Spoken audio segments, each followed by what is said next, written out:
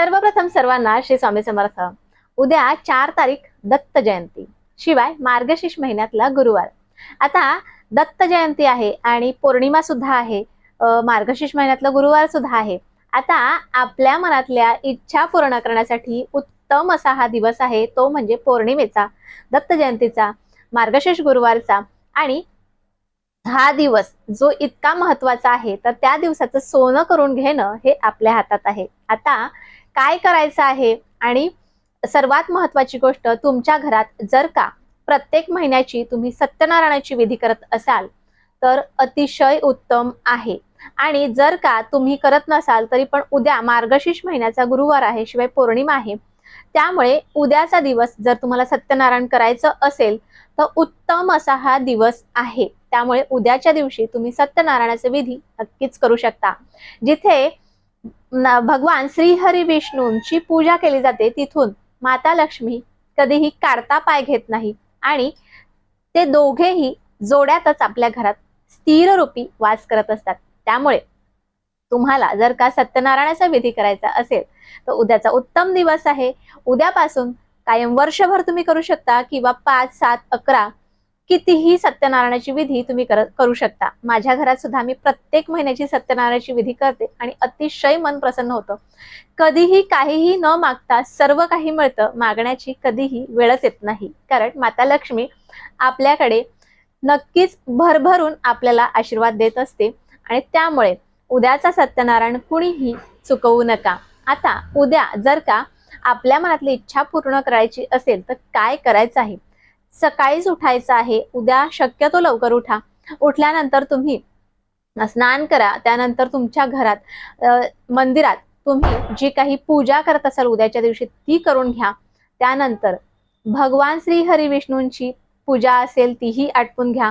दत्त महाराजांची जी पण कुठली तुम्ही सेवा हातात घेतली असेल, गुरुचरित्राचं पारायण करत असाल ते सुद्धा करून घ्या, कारण आपल्याला मठात जायचं आहे। आणि मठात नाही, तुम्हाला आजूबाजूला जर का मठ नसेल किंवा दत्त महाराजांचं मंदिर असेल तरीही चालेल, तिथे जाऊन तुम्हाला तुमची इच्छा पूर्ण कशी करून घ्यायची आहे त्याचाच आजचा व्हिडिओ आहे। ज्यांना कुणाला हवा असेल त्यांना नक्कीच व्हॉट्सअपला जाऊन शेअर करा। एक नारळ लागणार आहे, आपली इच्छा पूर्तीसाठी हा उपाय आपल्याला करायचा आहे। एक नारळ लागणार आहे, थोडीशी खडीसाखर लागणार आहे, एक कलावा लागणार आहे, 3 अगरबत्त्या लागणार आहेत। अगरबत्त्यानं तुम्ही लावत नसाल तर धूप असेल तरीही चालेल, शिवाय एक तुपाचा दिवा लागणार आहे, पांढरी किंवा लाल रंगाची 3 फुलं लागणार आहेत, आणि थोडंसं एका तांब्याच्या तांब्यात प्यायचं पाणी, किंवा तुम्ही जे पण कुठलं पाणी भरत असाल घरात पिण्यासाठी वापरण्यासाठी ते पाणी तुम्हाला भरायचं आहे। आणि हे सर्व घेऊन आपल्याला आपल्या जवळच्या दत्त मंदिरात किंवा जिथे स्वामींचं मठ आहे तिथे घेऊन जायचं आहे। काय काय घेऊन जायचंय लक्षात आलं असेल, पुन्हा व्हिडिओ पॉज करून पहा, नक्कीच व्यवस्थितपणे वस्तू लिहून घ्या। आता तुम्हाला काय करायचं आहे, तुमच्या घरची सर्व विधी, सर्व पूजा आटपली की तुम्हाला ज्या वेळेला वेळ मिळेल त्यावेळेला तुम्हाला हा नारळ, आणि नारळाला 3 वेळेला जो लाल पिवळ्या रंगाचा कलावा असतो तो 3 वेळेला फिरवून घ्यायचा। घरीच फिरवला तरीही चालेल। आता हा नारळ घ्यायचा, 3 लाल किंवा पिवळ्या रंगाची फुलं घ्यायची, थोडीशी खडीसाखर घ्यायची, तांब्या भरून पाणी, तुपाचा एक दिवा, आणि हे सर्व घेऊन हळद कुंकू अक्षता हे सर्व घेऊन तुम्हाला जायचं आहे दत्त मंदिरात किंवा मठात।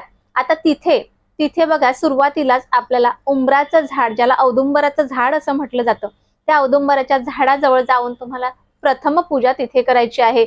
आता तिथे जाऊन महत्वाची गोष्ट म्हणजे सर्वात पहिले तुम्हाला तिथे तुपाचा दिवा प्रज्वलित करायचा आहे। त्यानंतर हळद कुंकू अक्षता अर्पण करायच्या आहेत। तिथे अगरबत्त्या तुम्ही घेतलेल्या आहेत त्या अगरबत्त्या सुद्धा लावायच्या आहेत, आणि नारळाला जो गुंडाळलेला कलावा आहे तो नारळ घ्यायचा आहे। उंबराला 11 प्रदक्षिणा घालायच्या आहेत। 11 प्रदक्षिणा घालताना तुम्हाला श्री गुरु दत्तात्रय श्रीपाद श्री वल्लभाय नमः हा मंत्र म्हणत तुम्हाला 11 प्रदक्षिणा घालायच्या आहेत। त्यानंतर तुम्ही जी काही फुलं आणली असतील ती सुद्धा अर्पण करायची आहेत, खडीसाखर आहे ती सुद्धा अर्पण करायची आहे। आणि तुम्हाला तुमच्या मनात कुठल्या इच्छा आहेत त्या इच्छा पूर्तीसाठी हा तुम्ही उपाय करता।